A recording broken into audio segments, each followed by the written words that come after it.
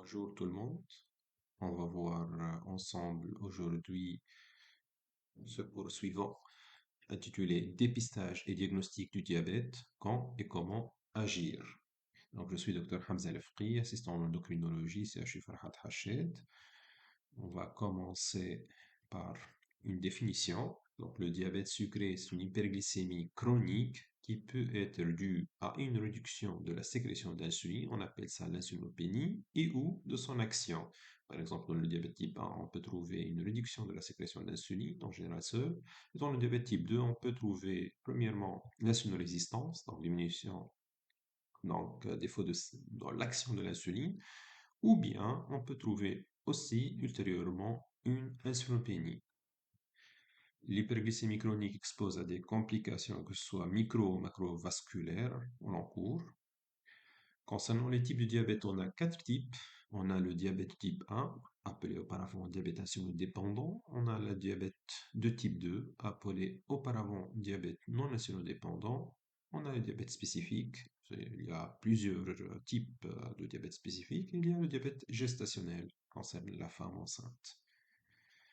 Donc, pour le diabète de type 2, on va parler aujourd'hui du diabète type 2 principalement. C'est le plus fréquent, pratiquement 90% des diabètes, et sa prévalence est croissante, et c'est le cible du dépistage, effectivement, vu qu'il y a plusieurs années, plusieurs mois, plusieurs années avant la découverte du diabète, on a une forme asymptomatique. Et dans cette situation-là, il faut donc, dans le prédiabète, plus précisément, il faut faire le dépistage.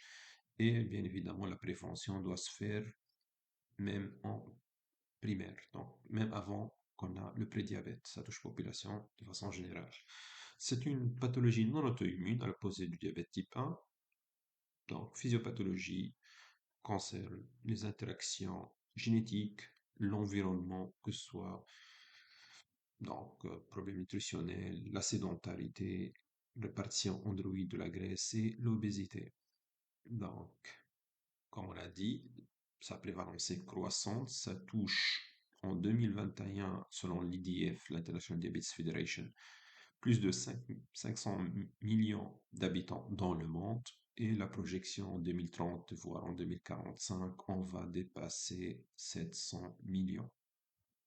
En Tunisie, on a commencé par 7,5 en 1996, on s'est retrouvé en 2016 avec le double pratiquement, 15,5%.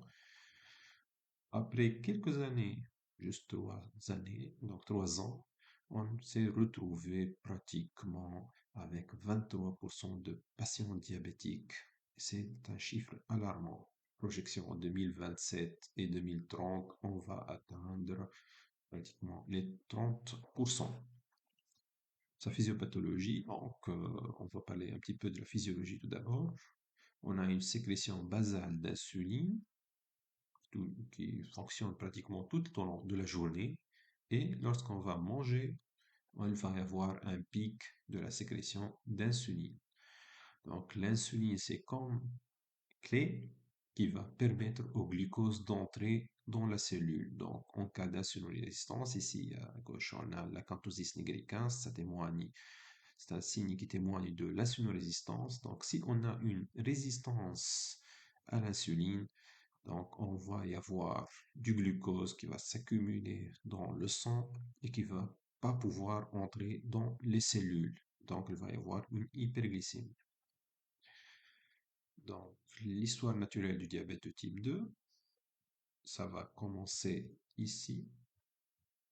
Donc, avant le diagnostic d'environ 5-10 ans, il va y avoir une augmentation de la glycémie postprandiale et la glycémie à jeun pratiquement n'est pas très élevée, et il va y avoir un phénomène d'insulinorésistance qui s'installe avec l'obésité de la répartition androïde de la graisse, et pour contrecarrer à ça, il va y avoir une augmentation ici de la sécrétion d'insuline par le pancréas. Bien évidemment, si le pancréas va continuer à sécréter de façon importante, il va s'épuiser, les réserves vont s'épuiser, il va y avoir une apoptose des cellules bêta, et ça va chuter concernant la sécrétion d'insuline, et vous voyez que l'insulinorésistance continue à exister tout au long de l'évolution. malgré que on a pratiquement très peu d'insuline ici, et la glycémie, lorsqu'on va faire le diagnostic, va être élevée, que ce soit à jeun, que ce soit postprandial.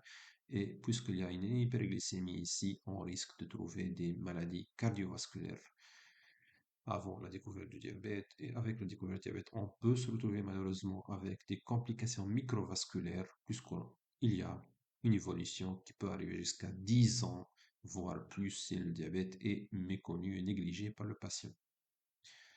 Alors, pourquoi le dépistage? Bien précisément pour le diabète de type 2 et pas pour les autres, vu, premièrement, que c'est une pandémie, est un problème majeur de santé publique. Le diabète type 2 comporte une phase asymptomatique où on peut agir. On a un moyen de dépistage fiable, le traitement est efficace et peu coûteux, et un traitement précoce va améliorer le pronostic du patient. Donc, selon l'ENIAS, en 2023, publié en 2023, donc, ça va cibler qui? Donc, on va répondre quand on va faire le dépistage, va cibler qui et comment on va le faire. On va commencer par quand on va faire le dépistage. On va faire le dépistage, par exemple, lors des visites médicales de routine pour un grippe ou autre. Visite médicale d'embauche, visite médicale périodique. Le lieu est bien évidemment médecine de travail. Il y a aussi médecine universitaire, militaire, médecine dentaire, et on a pas mal de patients référés par les stomatologues. Sinon, en préopératoire, ça fait partie des bilans systématiques, la glycémie à jeun aussi, les campagnes de dépistage et pourquoi pas avant le Hajj aussi. Donc, le dépistage va cibler qui? Si le patient qui se présente au cabinet ou au centre de santé de base n'a pas de facteur de risque et s'il dépasse l'âge de 40 ans, on peut commencer le dépistage et on va le renouveler chaque 3 ans. Si le patient a au moins un facteur de risque, alors là, on peut commencer le dépistage d'emblée, faire une glycémie à jeun. Donc, le dépistage va être précoce, même à l'âge de 30 ans, 20 ans. Et on va donc vérifier de façon régulière et pratiquement annuelle, pas tous les 3 ans, mais tous les ans, voire tous les 2 ans, tout dépend donc de la glycémie retrouvée. Par exemple, si on va trouver un prédiabète, on va faire de façon annuelle. Alors, pour l'American Diabetes Association, donc, ils ont proposé ce score-là. Le patient donc, va mettre des points et s'il dépasse 5 points, il est à risque de faire le diabète de type 2, donc il doit consulter. Bien évidemment, s'il a moins de 5 points, il va avoir les règles juridiques qu'il faut l'appliquer pour prévenir le diabète. Pour les facteurs de risque qu'on a du tout à l'heure, donc le patient s'il a un facteur de risque ou plus, on doit faire la surveillance, on va faire le dépistage. Mais c'est quoi ces facteurs de risque? On va commencer par l'âge. Donc l'âge, c'est 40 ans ou plus. Ça augmente comme vous voyez ici. À partir de l'âge de 40 ans, on est pratiquement à 15% pour les hommes, mais il n'y a pas de grande différence honnêtement. Donc 15% ici, et ça va être pratiquement multiplié par 2 lorsqu'on dépasse l'âge de 60 ans. Et pratiquement ça touche, comme j'ai dit, le sexe masculin comme le sexe féminin. Alors, pour les antécédents familiaux, si le patient a un parent de premier degré qui a un diabète type 2, ce risque est multiplié chez lui par 2 voire 3 fois d'avoir le diabète type 2. Alors, si les deux parents sont diabétiques, il a un risque majoré de 6 fois par rapport à la population générale de développer un diabète de type 2. Un autre facteur de risque, c'est le prédiabète, donc l'évolution est importante. Le patient doit avoir des mesures hygiéniques pour éviter, bien évidemment, de passer vers le stade diabète. L'antécédent de diabète gestationnel, macrosomie fœtale, ça doit alarmer et faire suivre la patiente de façon régulière. Les antécédents de maladies cardiovasculaires, mais aussi l'IDM, l'artérite oblitérante membre inférieure, par exemple.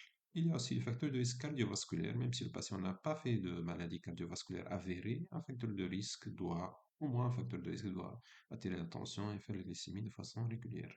Donc, on a l'hypo-HDLémie, l'hypertriglycédémie, donc l'hypertension artérielle, surpoids, ou bien une répartition androïde de la graisse. Il y a aussi le tabagisme, sédentarité. Il y a aussi d'autres maladies comme le syndrome des ovaires polykystiques, syndrome d'apnée de sommeil, la présence d'acatosis nigricans, témoin de l'insulinorésistance, l'hypérglycémie de gouttes. Tous sont ces maladies métaboliques, on appelle ça comme le stéatose hépatique non alcoolique, les troubles psychiatriques, le VIH. Et si le patient prend des médicaments diabétogènes comme corticoïdes par exemple, dans ce cas-là, il faut bien évidemment surveiller de façon régulière la glycémie du patient. Alors, comment on va faire le dépistage?